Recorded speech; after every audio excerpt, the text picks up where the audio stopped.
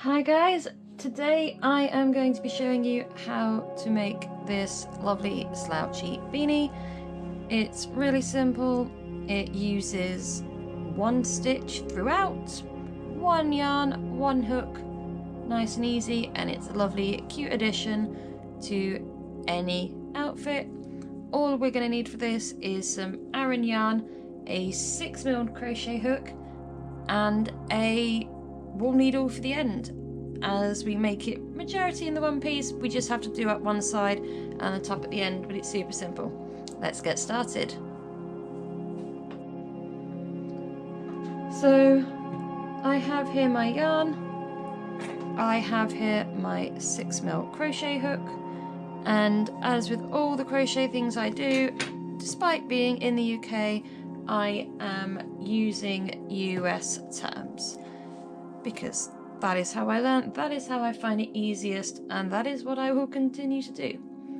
So to start this off, we're going to make our first slip knot, and we are going to chain ourselves 50. So 1, 2, 3, 4, 5, 6, 7, 8, 9, 10, 11, 12, 13, 14, 15, 16, 17, 18, 20, 21, 22. I normally crochet so the yarn can roll around, so this is always fun when it's on a desk.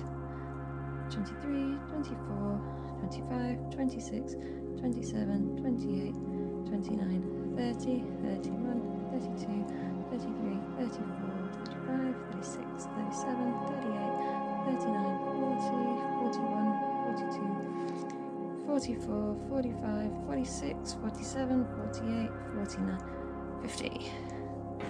So here we have our chain of 50, nice and simple. So this is a really simple thing. If we're going to do 40 rows in total, nice and simple. First step, so our first row is from this in the second chain from the hook, so 1, 2, we're going to do a half double crochet, and we're going to do that all the way across. So we're going to have 49 of these in total.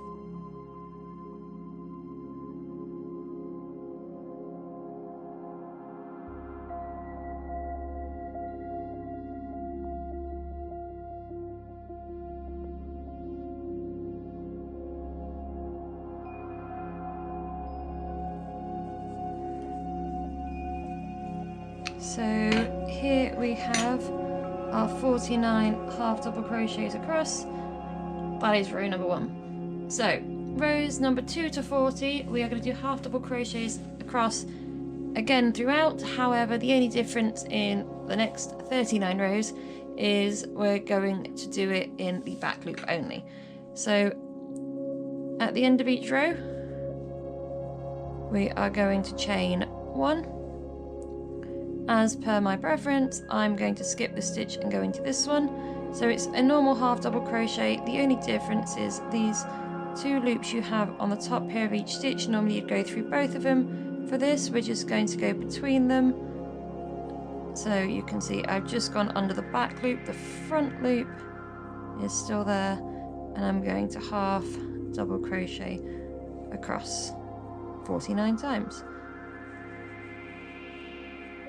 I am going to keep speeding bits of this up for these rows because nobody's got time to, I don't think anybody's got time to sit and watch me do this in real time when it is the same thing over and over. We just need to make sure every time we are going just into that back loop for the whole lot. It's going to give our hat a nice ribbed effect. So by doing that, you'll see the first bit of the stitch when we switch it over to the other side, as we saw on the hat. We will get a nice rib. So we're going to do 49 of these in total. I've done my first 10. I'm going to speed this up and be back with you shortly.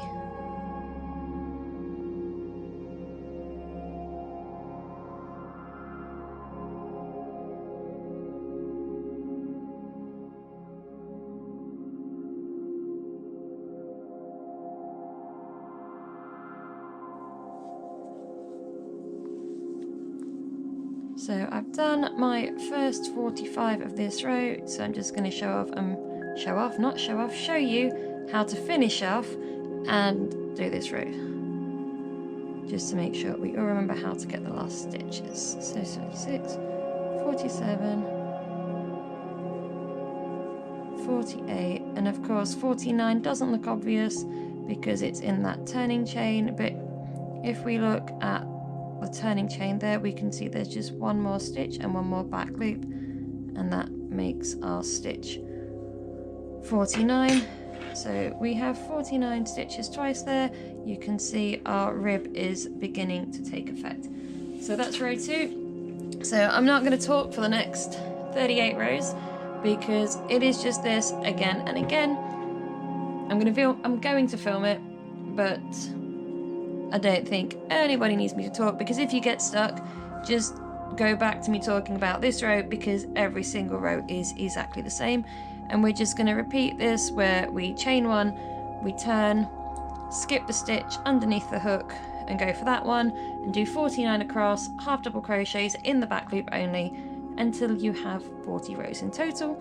So I will see you again, well, not see you again because I'm going to keep filming, but I'm going to speed this up and I will be back to show you how to finish off once that's done.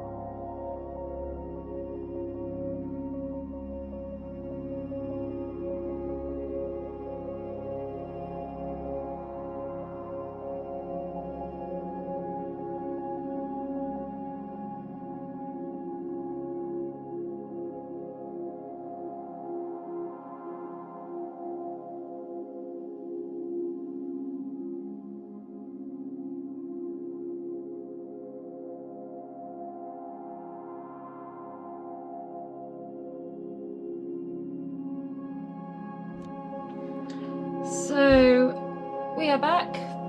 I had intended to film the entire process of making this rectangle, however my camera had other ideas because I had managed to fill the memory and I didn't hear it beep to tell me the memory was full, so I carried on going and then realised pretty much as I got to the end that from about, I think it was row 20 onwards, hadn't been recorded.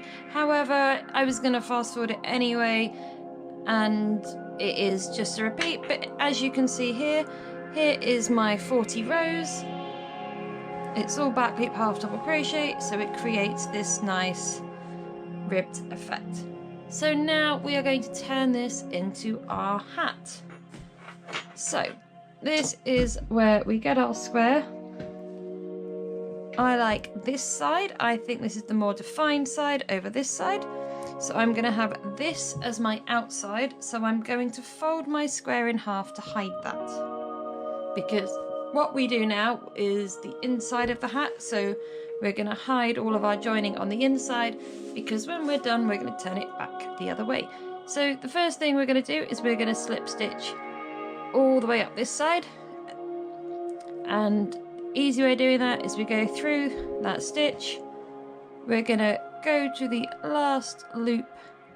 There's only a single loop on any of these ends. Make sure I'm in the right one. It's going to be that one, because I went through, when I did my initial chain, so when I did the first row I went through both loops. If you'd like to make this easier to see, just go through one loop when you do your first row of half double crochet. Doesn't actually make much of a difference, but I'm going to go through this side, that side, and I'm just going to yarn over and pull through the loop on the hook, and that's a slip stitch. And I'm just going to proceed to work my way all the way across the hat doing this. So through that stitch, through the corresponding stitch on the other side, pull it through and pull it through the loop on the hook. And it's really simple, but it just creates a nice finish, or just a quick way, an easy way to join two sides together without doing anything particularly fancy. If you want, you could single crochet this, but it's probably more work than it is worth because you're not actually going to see it because it's going on the inside of the hat. And we don't need to see it. But we keep going across like this. Nice and simple, nice and joined.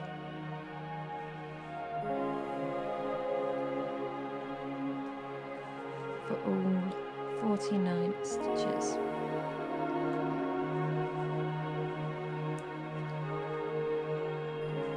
There's lots of things you can do with a slip stitch.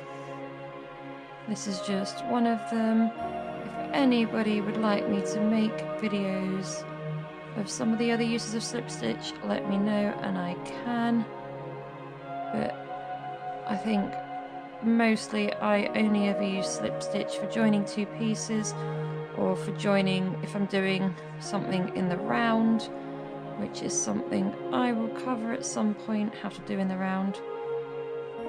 I might see if I can think of some cute little amigurumi patterns that I've done that are simple enough without confusing people, because a lot of those are worked in the round, so therefore you have to slip to join each row. But again, it's the same stitch that I'm doing right now, just going through and then just pulling the yarn through everything in one go.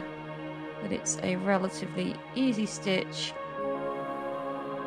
that doesn't really take much effort to learn how to do, because there's no sort of extra, some of the stitches you've got extra steps to remember, whereas this one you're just pulling through everything without ever having to remember if you're yarning over, not yarning over, pulling through how many loops, because you are just yarning and pulling straight through every single one every time.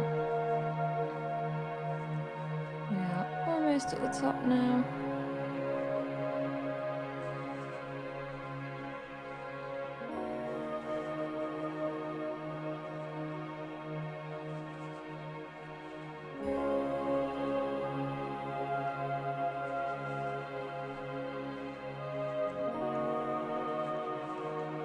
And hopefully, if I've matched the right stitch every time, it will match perfectly at the top. If it doesn't with this hat, it is not particularly the end of the world. As you can sort of, I haven't managed to match it. I'm just going to go into the same one again just to fudge it in, which probably means when I thought I was in the wrong stitch at the beginning and went one in, I was in the right stitch, doubted myself, and moved one too many. So we now have a slip stitch all the way up the side. It's something that you won't really see on the other side, that if you didn't know that that was the start, it just looks like a continuous piece. And once we have done that, we're going to do the same again all the way across the top here. So I am going to make sure I go in this same stitch I've just done and through the other side into the corresponding one, just so I don't end up with a gap. If you don't, it's not the end of the world. And then as you go up the sides, there are no, we're going through edges of stitches here, so there's no definite point to go through. It's not quite the same as finding the top loops, but I just sort of try and look at where the tops of stitch, like where the tops and sides of stitches are in with a half double crochet. I would attempt to do sort of one per stitch, but it's not the end of the world if you don't, especially at the top, because we are making a slouchy beanie, so we're going to bunch this up in a minute anyway. So you're not actually going to ever see if you don't match them all and if you don't go through perfectly evenly. I mean, you can see here sometimes I'm going through two loops up the side of the stitch, Some are only going through one. It's just to make sure we have no big gaps. This is kind of not a... This doesn't matter if it's not exact. There are some things where it does. This is not one of them. Which is why this is a nice, easy beginner's project, because, you know, there's not really any... Well, I wouldn't say any mistakes, but there's not too many mistakes to be made, because it's quite a forgiving pattern and you can hide your mistakes in this bit. If you haven't got it spot on, you're not ever going to notice. And if anybody does, they're lying, because they'd have to have watched you made it, or you've done something. You know, obviously if you've done like only 5 stitches to join the top along here, then yeah, that's going to be pretty obvious. But if you've roughly done 1 per row, like I say, roughly, I'm not actually counting how many I've done here, you're going to get a pretty good join, and it's not going to, it just doesn't matter.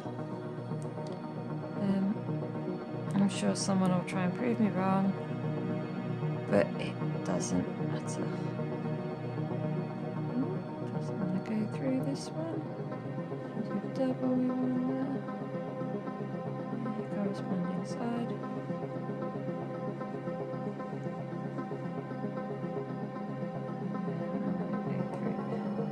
Over this side as well.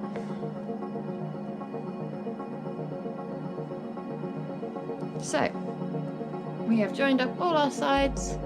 I've joined up along the top, and if I were to turn it out now, I haven't cut that off yet obviously, so don't pull it hard, but you can see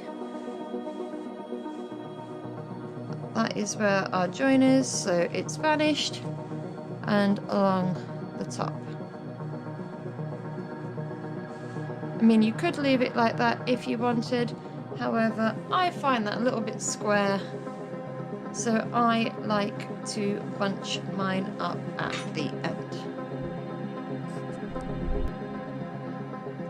So what I've done here is I've cut off my excess yarn to give myself a tail, and you want to make sure you've got a decent length of tail. That is probably about 8 to 10 inches, because we're gonna fasten this off and then use this to create our bunch. So to fasten it off, all I'm gonna do is hook my yarn onto the hook there, pull it through, and then just pull it through and pull it tight. That means my yarn is now not going to unravel, and my hat is now nice and square, and I don't have to worry about it pulling apart. So I have now got myself a yarn needle, which I'm going to thread on here. Now, this is how I'm going to do this. You don't have to do it this way. You might find another way, but I'm going to bunch my corners to each side, to the middle, and then I'm going to do the same with the middle points.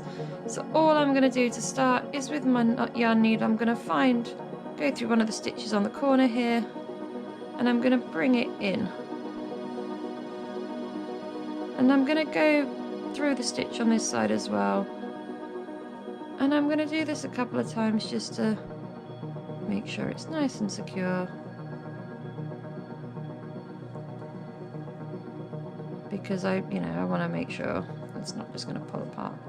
So I've pulled my 2 corners of my hat in. I'm now going to do the same, but I'm going to go from this middle side over the top to the other middle side. So I'm going to work out roughly where my middle point is. I'm going to hook through. I'm trying to go through the middle of these stitches here. There we go. And then I'm going to come over the top and do the same to the other side.